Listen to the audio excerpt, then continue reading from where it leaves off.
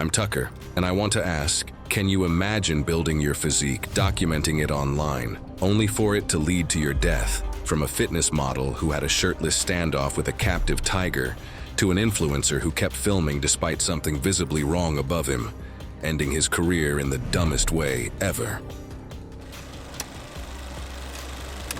It was April 9th, 2017, at a private animal training compound roughly 12 miles northeast of Chiang Mai, Thailand, reached by a gravel service road that most vehicles had no reason to use. By the time anyone outside those fences knew something had gone wrong, nothing could be undone. Remy Callahan was 28 years old and had spent 3 years building a fitness-adjacent social media presence in Phoenix, Arizona. And the idea he had for that day was this: a man in controlled stillness beside something that could end him. He had flown to Chiang Mai 5 days earlier, located the facility through a local contact, and booked a half-day block with a contracted trainer and a captive Bengal tiger listed in facility records as Subject 4. Already, this is sounding rough. The trainer had worked with the animal for nearly a year and communicated his concerns before filming began, specifically around extended close contact posing, repeated repositioning sequences, and keeping the tiger active inside the enclosure during late morning heat. For whatever reason unclear to online sources I've looked at, the shoot moved forward regardless. Remy was someone who had built an identity around projecting control, and he walked into that enclosure the same way he'd approached every previous shoot. The first 40 minutes were manageable. The tiger held early positions without significant resistance, and the camera operator logged usable footage from roughly 15 feet back. But the second hour accumulated resets. The animal drifted, the trainer redirected, Remy repositioned. By late morning, the tiger's tail movement shifted from slow to lateral. Its ears flattened repeatedly during repositioning, and the trainer later stated the animal had stopped making the low, chuffing vocalizations it normally made during calm handling sessions. The heat wasn't helping. Heat inside the enclosure had climbed past 90 degrees. The trainer recognized it and later told investigators he had called for a hold before the final sequence began. The enclosure included a steel retreat partition and 2 aluminum brake poles mounted beside the service gate. The trainer stepped in with the guide lead to redirect the animal. The tiger didn't charge. It turned, a full-body rotation, and the motion carried its right forepaw across Remy's left shoulder and upper chest in a single sweeping contact. The claws briefly hooked into the front of Remy's shoulder as the animal continued rotating away, pulling him sideways off balance before disengaging. The trainer held the lead and pulled back. The animal resisted for several seconds before yielding to the far anchor point. One assistant used a brake pole to help keep the tiger off the center of the enclosure, while the partition gate was moved into place. Remy was on the ground during that interval and did not get up. The 2 assistants entered only after the trainer confirmed the animal was secured. The camera operator called for facility staff from just outside the gate, backing into the gravel path. I want to be precise about what the footage showed. Not a lunge, not a predatory sequence. One movement from an animal repositioned for 2 hours that had communicated escalating stress and overstimulation through every means available to it. Remy was transported by ground vehicle and did not survive transfer. The coroner identified deep laceration trauma to the left shoulder and upper chest wall, fractured clavicle, collapsed lung, and severe vascular disruption consistent with large feline claw contact at close range. Facility operations were temporarily suspended. Investigators collected staff statements and reviewed portions of the camera footage during the first several days after the incident. I find it hard not to focus on that gap, the distance between when something clearly needs oversight and when oversight actually arrives. The word alpha defined this shoot from conception. The premise was dominance, a man projecting control beside something genuinely dangerous, captured on camera, posted for an audience. The tiger had no frame of reference for any of it. It was a large animal in an uncomfortable space for nearly 2 hours. The trainer saw it coming and said so. And look, we're going to keep moving because this next story is somehow even harder to wrap your head around.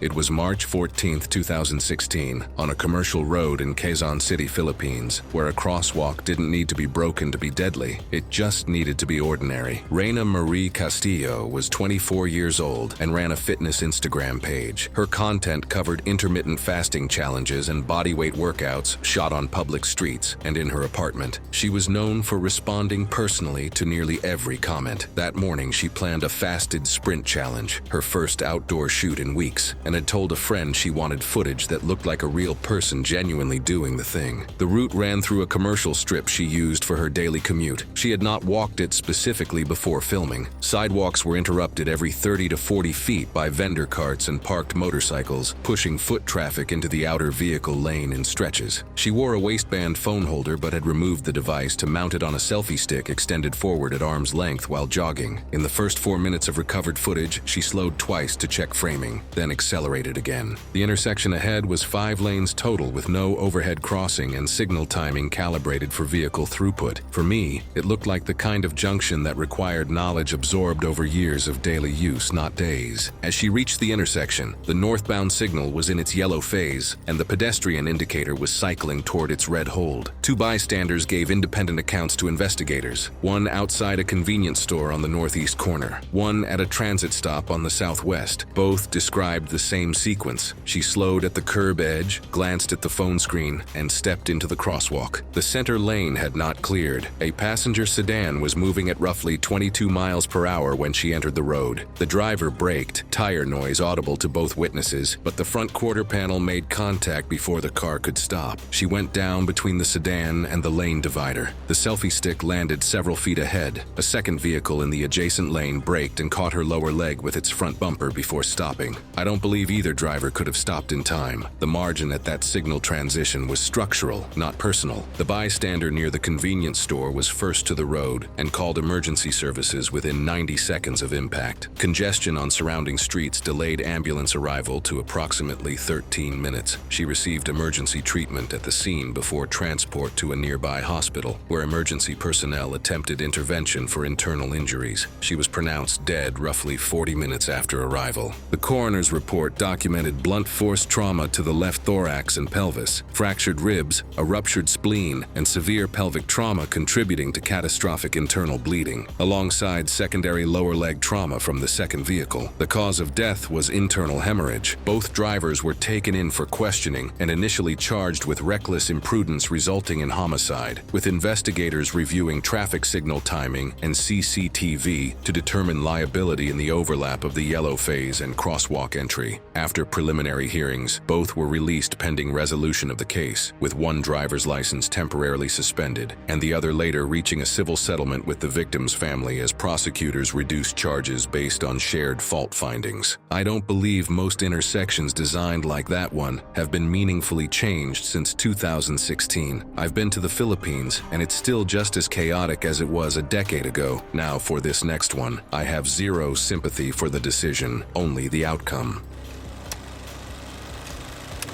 November 3rd, 2018, on the outskirts of Milan, Italy, inside a near-empty commercial gym. The building had just about sealed itself shut for the night, except something had already begun to fail upstairs, and nobody would realize it until the only witnesses were security cameras. Marco Feltri was 27 years old and had spent 3 years building a modest but loyal following on fitness platforms by documenting his training sessions and supplement routines from a mid-tier gym in Milan's northern district. His long-term girlfriend later told investigators he had been planning to pitch himself to a larger supplement distributor and believed a high-engagement challenge video would be the leverage he needed. That night was supposed to be the upload that changed his trajectory. Now I know that the challenge itself was not new. The dry scoop format, consuming powdered pre-workout concentrate without water, had circulated online for months by that point. What Marco did differently was the quantity. The container he brought was a full serving tub, and based on recovered footage and the amount missing from the container, investigators estimated he consumed somewhere between 3 and 4 times a standard dose in a single attempt. The powder was a high-stimulant formulation marketed toward serious gym users, containing high levels of caffeine, along with stimulant compounds and nitric oxide boosters commonly found in aggressive pre-workout formulas from that period. He did not measure it. The camera shows him laughing between scoops, addressing the lens directly, performing the kind of exaggerated confidence that reads well all in short-form video. Within minutes, early signs of acute stimulant toxicity begin to appear. Visible agitation, tremor, and a sudden shift into uncontrolled cardiac stress, consistent with arrhythmia and neurologic overload. Moments later, the gym employee working the front desk that evening, a man in his early 30s, told investigators he heard coughing, loud, sustained, the kind that doesn't stop and resolve itself. He looked toward the training floor and saw Marco moving away from his camera setup, hunched forward, one hand pressing against the wall. The employee stepped out from behind the desk. The late shift cleaner, a woman in her mid-50s working near the locker room corridor, later said she heard what she described as a strangled, wet sound, followed by footsteps moving fast and irregular. Both witnesses began moving toward the stairwell at roughly the same time. By this point, the stimulant reaction escalates into a likely seizure, with loss of motor coordination and momentary cognitive disorientation as he reaches the stairwell landing. The security footage from the stairwell corridor captured what followed without ambiguity. Marco entered the frame moving at a pace that was clearly too fast for his condition, his gait uneven, his right shoulder dragging against the wall. He reached the top of the stairwell and lost his footing on the second step. He did not fall cleanly. His descent covered 4 steps in a forward rotating collapse, his head striking the 4th step edge before his body came to rest against the half-wall landing 7 steps down. He remained largely motionless afterward, showing only slight movement from his left arm. The gym employee reached the stairwell within seconds and called emergency services immediately. The late shift cleaner knelt beside Marco and repeatedly asked if he could hear her, but avoided trying to move him after seeing blood near his head. Emergency responders arrived, and Marco was conscious intermittently during stabilization, but deteriorated significantly before transport could begin. Paramedics worked at the scene for over 20 minutes before moving him. He died at the hospital 4 hours after arrival. I think some challenges are just stupid. Not edgy stupid, not risky in an exciting way stupid, just plainly, factually stupid. And this one belongs in that category without any nuance required. Nobody held a press conference. Nobody issued a statement. The gym reopened the following morning. Meanwhile, another influencer goes to a 24-hour gym early morning. No spotter, no safety arms, and nobody finds him for a while.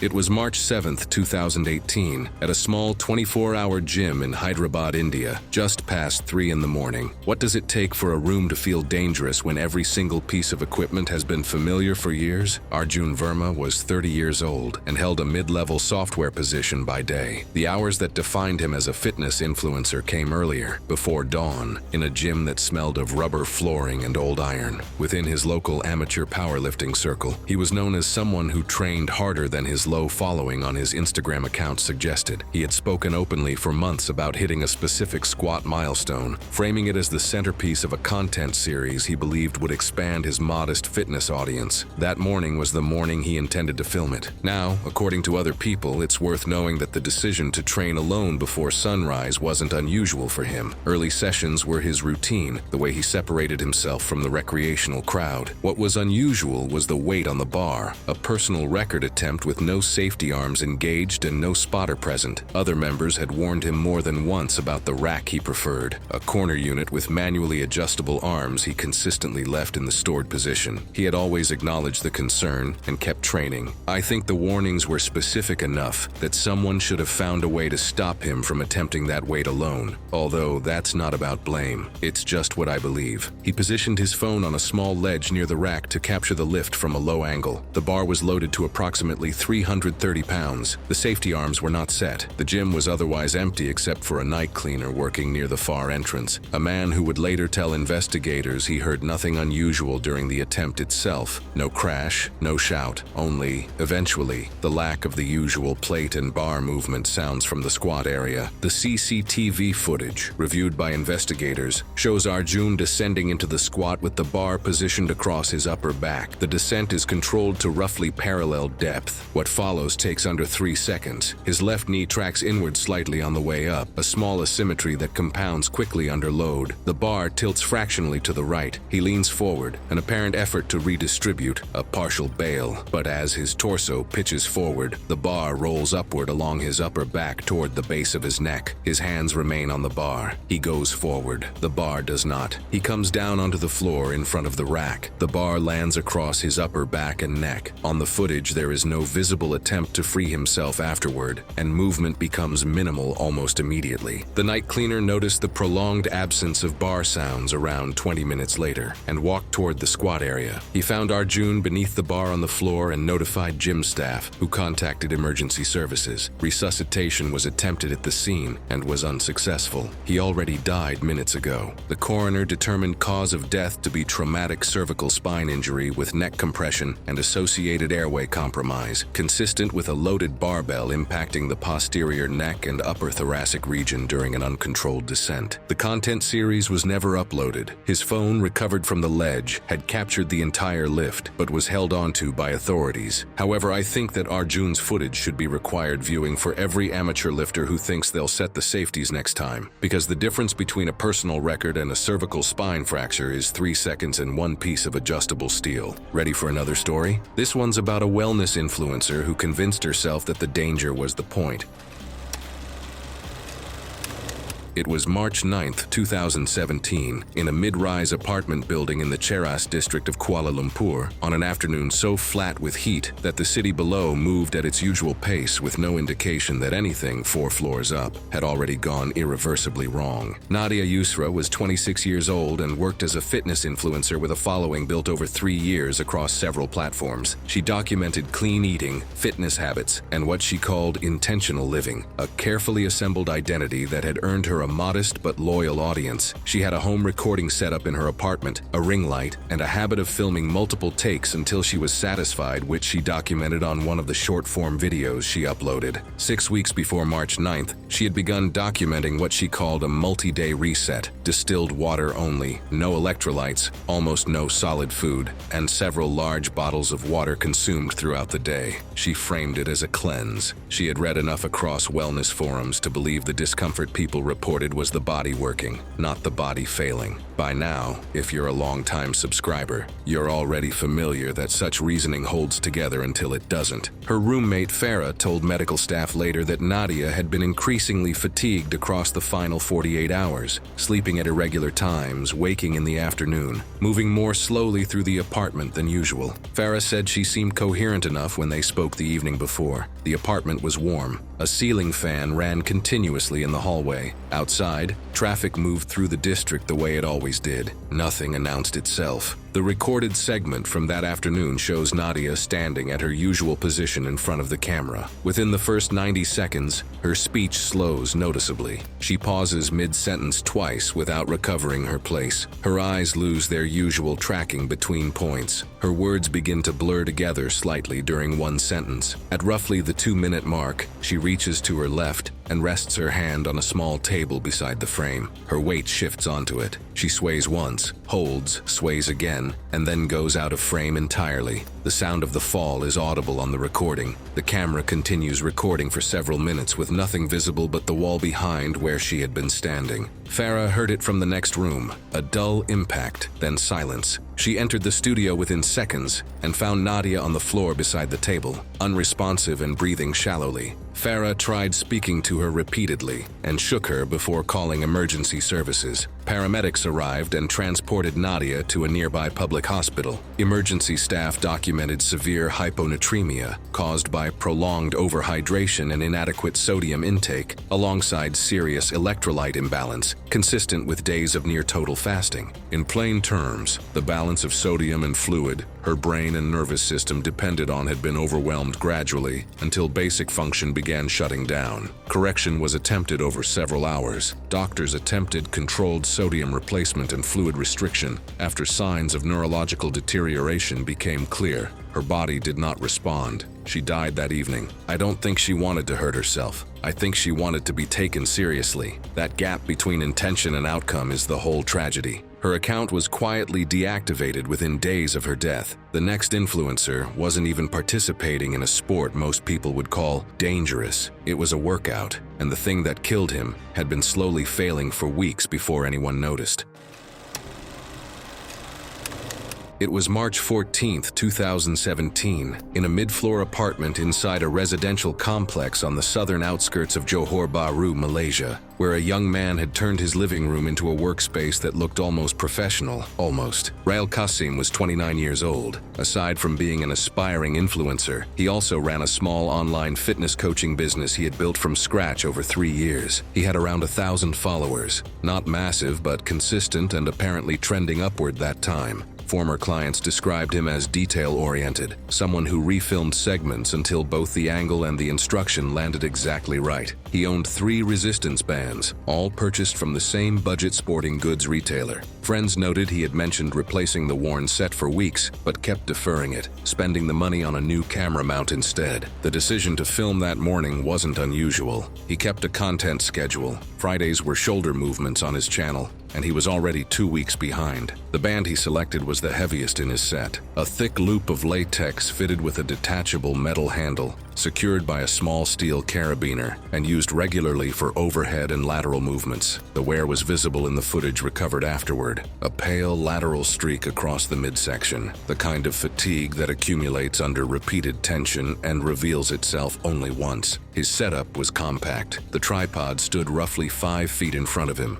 A floor-length mirror on the adjacent wall provided a second angle that would later document the aftermath. A window was cracked open. A fan ran in the corner. Recording began at approximately 9:45 in the morning. 2 minutes in, during a lateral raise, band looped under both feet, arms drawing outward and upward against resistance. The band separated at the degraded section. The failure was not progressive. Recovered footage shows the free end recoiling in a fraction of a second, pulling the detached metal handle and carabiner assembly upward before striking a metal shelf bracket on the wall, then contacting Rael at close range along the left side of his face and temple. The sound the camera captured was a sharp crack, followed immediately by a heavier, different sound. The footage continued running for another 11 minutes with no further movement visible in the frame. The mirror angle confirmed he went down and did not get up. His neighbor in the adjacent unit heard the initial crack and then the follow-up impact. She described the second sound to responding officers as not like something falling, more like something stopping. She knocked on his door, no answer. She called out twice by name, still nothing. After several minutes with no movement sounds, she tried the handle, found it unlocked, and went in. She called emergency services within minutes of entering. Units arrived and stabilization attempts were made during transport. However, he was declared dead upon arrival at the hospital. The coroner's findings in plain terms: acute closed head trauma as the primary cause of death, consistent with a high-velocity impact to the left temporal region from a narrow metal object at close range. Secondary findings included a fractured orbital socket and hemorrhaging at the base of the skull. The injury pattern matched a sudden, forceful strike from a narrow object at short range. Equipment inspection confirmed the band failed due to material fatigue from repeated use. No manufacturing defect was cited. The aftermath was quiet in the way preventable deaths in this video usually are. No formal investigation was opened beyond the equipment review. The tragedy wasn't a freak accident, but a slow-motion failure Rael chose to ignore every time he prioritized a camera mount over a $5 replacement band. Now, the warning signs on our last story weren't just visible, they were on camera the entire time. It was March 4th, 2016, in a rented studio on the 3rd floor of a converted residential building in Prague's 7th district. The bolt holding the rack had been failing for weeks, grain by grain. That morning, Radek looked at it once, and then he looked away. Radek Vasicek was 25, a fitness influencer with a following built on consistency and volume, daily uploads, methodical progressions, the kind of work ethic that made newer creators feel like they were falling behind. He had rented the studio through a shared space platform for a 6-week block, shooting endurance circuits designed to demonstrate sustained output over long sets. Friends who trained with him described him as precise about programming, but pragmatic about environment. He worked with what he had. The session scheduled for that morning was a wall ball endurance block, repeated full-depth throws against a marked target, filmed from a fixed angle. His camera was already rolling before he put his jacket down. the rack mounted above the throwing zone. A steel frame bolted to a brick masonry wall using expansion anchors for hanging resistance bands and accessory equipment had been showing wear for weeks. A tenant in the adjacent unit later told building staff she had noticed the bracket sitting slightly off angle the week before. The kind of thing you notice and then stop noticing. Radek would have seen it. The camera footage confirms he looked at it at least once before beginning. Whether he assessed it as a concern or dismissed it as cosmetic is not something I can say with certainty. He began the set. The throws were controlled, rhythmic, consistent. The ball struck the target, dropped, was caught at the bottom of the squat, and driven back up. What the footage captures over the following 4 minutes is the bracket responding to each impact, not dramatically, but cumulatively. The right side wall anchor shifts in subtle outward movement over time. The left holds, the asymmetry builds. Around the 23rd or 24th throw, the camera registers a change in the audio before anything is visible. A low metallic groan, distinct from the ambient hum of the building's heating system. Radek's pace slows. He steps back once. The rack shifts again, more visibly this time. The right anchor pulling free of the masonry substrate due to a failing expansion bolt seat, creating a slow, outward lean. The bracket separates from the wall on the right side, swings downward on the left anchor, and the steel frame drops at an angle, striking Radek across the upper back and neck as he was still stepping away. The tenant in the adjacent unit heard the crash and called emergency services when he saw Radek on the floor. Here's where it gets frustrating for me. The response was delayed by approximately 12 minutes due to initial confusion over which unit within the building the call originated from. Precious minutes lost. Paramedics initiated resuscitation immediately upon entry, but he was pronounced dead at the scene. A municipal safety inspection was later conducted, and the building management was cited for improper wall anchoring and failure to maintain installed load-bearing fixtures. Radek's channel went untouched for months before family members eventually made a brief post. There was no investigation outcome made public. The building rented the space again by early summer. I think the family should have sued, but who knows what was going through their mind.